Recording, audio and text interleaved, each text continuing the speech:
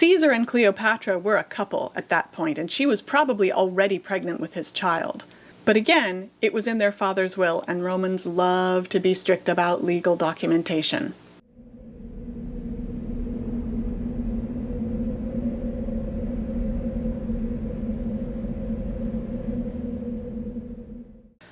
Many historians and history buffs accuse the famous Cleopatra, Queen of Egypt, of having murdered her siblings. But did she really? Kinda. First of all, let's have Cleopatra VII's family roll call from oldest to youngest. Cleopatra VI, not the Cleopatra you've heard of, was the oldest sister in this family.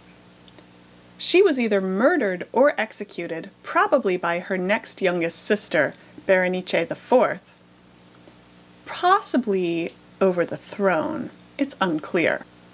Cleopatra VI had been ruling in place of their dad, Ptolemy XII, who was exiled at the time from his own country. The reason was, Rome kind of technically owned Egypt at that point in time. Egypt was deeply in debt to Rome. To try and alleviate some of that debt, Ptolemy XII gave the island of Cyprus to Rome. It had previously belonged to Egypt. The Egyptian people were furious and rioted so intensely that he had to flee for his life. While he was gone, Cleopatra VI took over rule, and it seems like she was trying to edge her father out of the picture.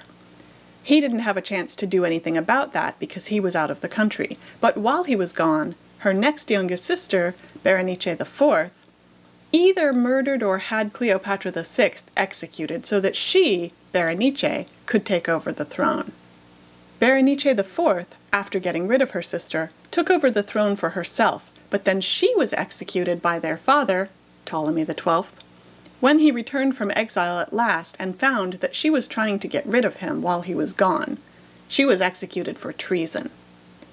Our girl, Cleopatra VII, absolutely would have witnessed this execution. Kinda grim. That brings us to Cleopatra VII, the reason we're here. She would eventually take the throne of Egypt and rule alone for longer than any of her other siblings. That brings us to Arsinoe IV. She was Cleopatra's younger sister. She was kind of back and forth in terms of her relationship with Cleopatra. They started off as allies when their younger brother, Ptolemy XIII, tried to start a civil war against Cleopatra. Cleopatra and Arsinoe IV went together to Syria to raise an army to fight him.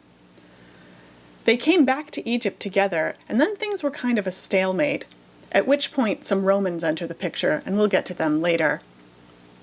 Arsinoe at that point switched sides, and she joined their younger brother Ptolemy XIII in his fight against Cleopatra and Julius Caesar.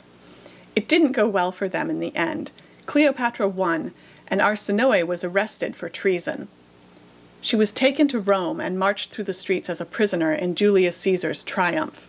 Later, she was sent into exile at the Temple of Artemis in Ephesus in Greece. She lived there for many years until later on, Mark Antony had her executed as a personal favor to Cleopatra. You can decide for yourself whether you want to count that one as murder. The next youngest was Ptolemy XIII, their little brother, who we've already mentioned. He and Cleopatra were supposed to rule together after their father died a natural death. Surprising for a Ptolemy. Neither of them liked each other, they didn't really get along, and neither one of them wanted to share the throne with the other one.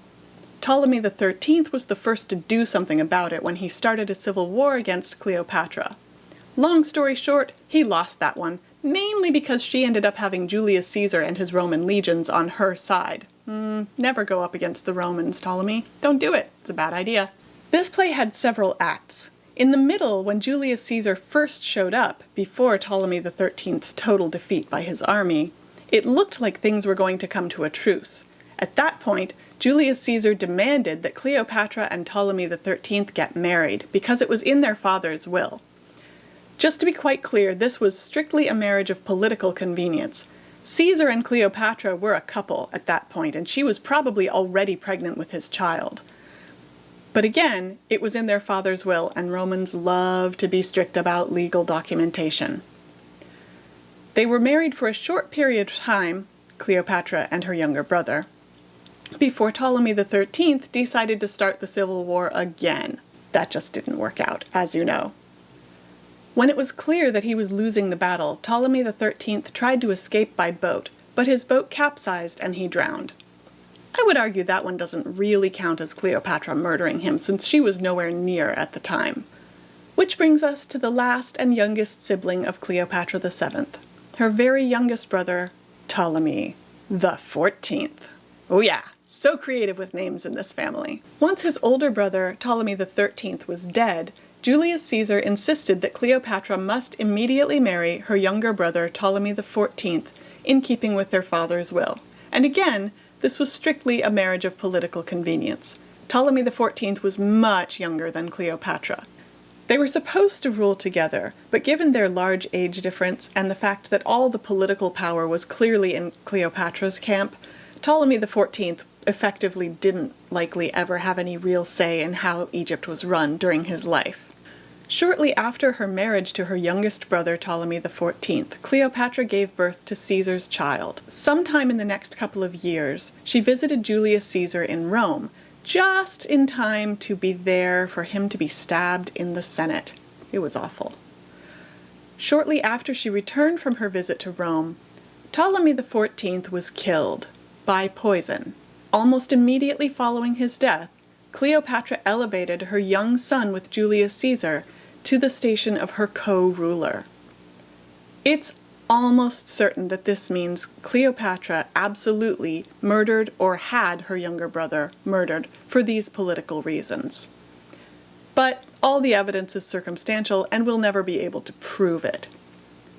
Most historians agree that Cleopatra is responsible for that one, since there's almost no one who would have had an interest in murdering Ptolemy XIV other than her.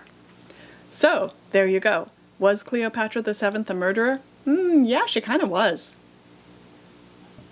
If you enjoyed this video, check out my Patreon where you can actually watch much longer, more in-depth history classes that I teach, and you can ask me questions in person. It's so much fun. The name is here on the screen and the link is in my bio. It's likely... Yeah, well, I'm not finished. I know.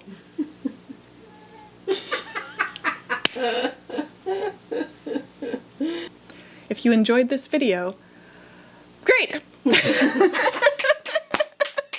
And that the two of them should rule Egypt together.